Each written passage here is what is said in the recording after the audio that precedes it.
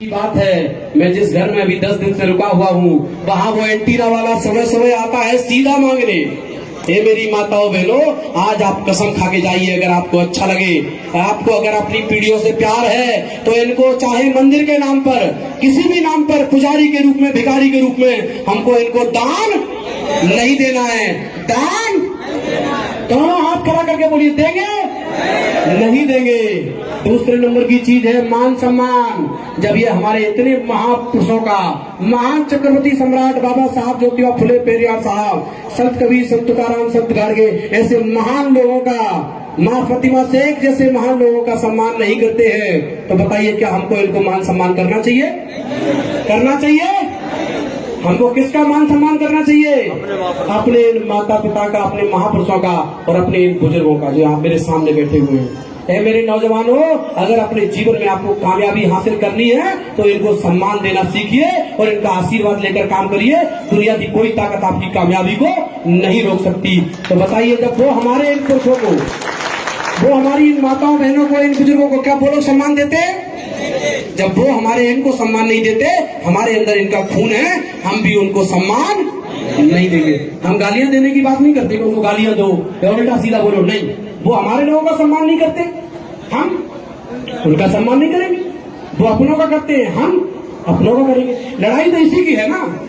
वो संविधान का विरोध करते हैं, हम संविधान को समर्थन करते हैं। हम आरक्षण का समर्थन करते हैं, वो आरक्षण का विरोध करते हैं। अपने लिए 10% ले लिया, कोई दिक्कत नहीं, लेकिन हमारे में दिक्कत है, तो भैया हम उनको सम्मान नहीं देंगे। और तीसरे नंबर की चीज है जो आपकी तकदीर और तस्वीर दोनों बदल सकती है, वो क्या है?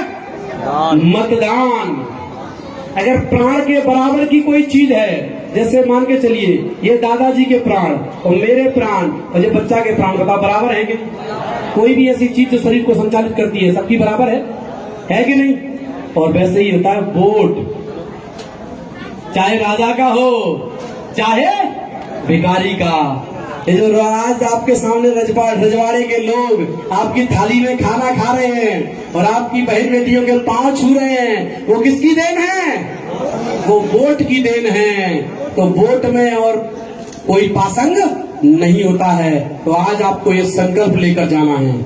अगर आपको मेरी बात अच्छी लगे तो संकल्प लेकर जाइए कि अपने जीवन में संकल्प लेते हैं कि इन आरक्षण विरोधी मनवादियों को हम अपने जीवन में कभी भी, इन तीनों वर्णों के लोगों को वोट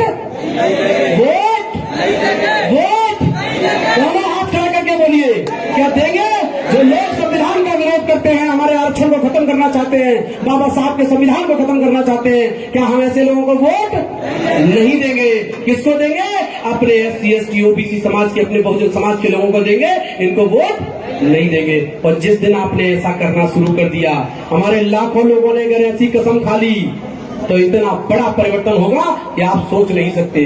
ग्वालियर में 13 जिला पंचायत सदस्य बनते हैं, उनमें से 12 लोग यही संकल्प लेकर गए थे, तो वो 13 सीटों में से 12 सीटें हमारे SC बहुजन समाज के SC ST OBC के लोग जीते हैं। 13 में से 12। और मुरार ब्लॉक में चले जाइए, मुझे आश्चर्य हुआ जब मुझे चौकड़िया साहब ने बताया कि 65 पंचायतें हैं। डॉक्टर साहब अपन लोग जाते हैं, लोगों को समझाते हैं, और कुछ लोग और भी समझा रहे हैं। जब लोगों ने समझाना शुरू किया तो 65 में से 62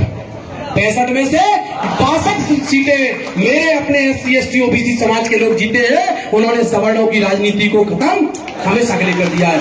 अगर ऐसा ही संकल्प आप विधानसभा और लोकसभा में ले लो, तो ये देश में किसका राज होगा? इस SC ST OBC समाज के बहुजनों का राज होगा। लेकिन मेरा समाज कोई दारू में, कोई चिप्पा में, कोई साड़ी में, कोई पायल में अपना वोट बेच देता है। ये वोट कितना कीमती है मेरी माताओं बहनों, ये बात हमको किसने समझाई है? मान्यवर कांसीराम साहब ने समझाई है। और क्या कहा मान्यवर साहब ने? मान्यवर कांसीराम साहब कहते हैं कि वोट की कीमत बहन बेटी की इज्जत के बराबर होती है। तो बताइए, अपन कभी बहन बेटी की इज्जत बेचते हैं? क्या करते हैं? पाल पोस के बड़ा करते हैं, पढ़ाते हैं, लिखाते हैं, सुरक्षा करते हैं, और जब वो बड़ी हो जाती है तो उसको योग्य व्यक्ति ढूंढते हैं, योग्य। और कौन सा देखते हैं? उनका देखते हैं कि अपना देखते हैं? अपना देखते हैं। फिर अपने उस योग्य व्यक्ति को क्या करते हैं? सौंप देते हैं। वैसे ही क्या करना है, जब वोट की और बहन बेटी की दोनों की कीमत बराबर है, तो जब बहन बेटी नहीं बेची जाती तो क्या वोट बेचा जाना चाहिए? बेचा जाना चाहिए क्या?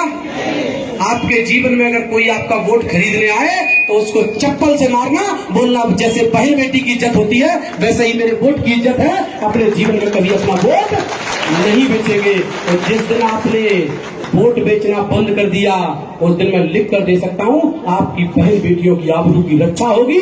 ये इस देश के मालिक बनेंगे और आप इस देश के शासक होंगे। जिस दिन आपने अपने वोट की कीमत समझ ली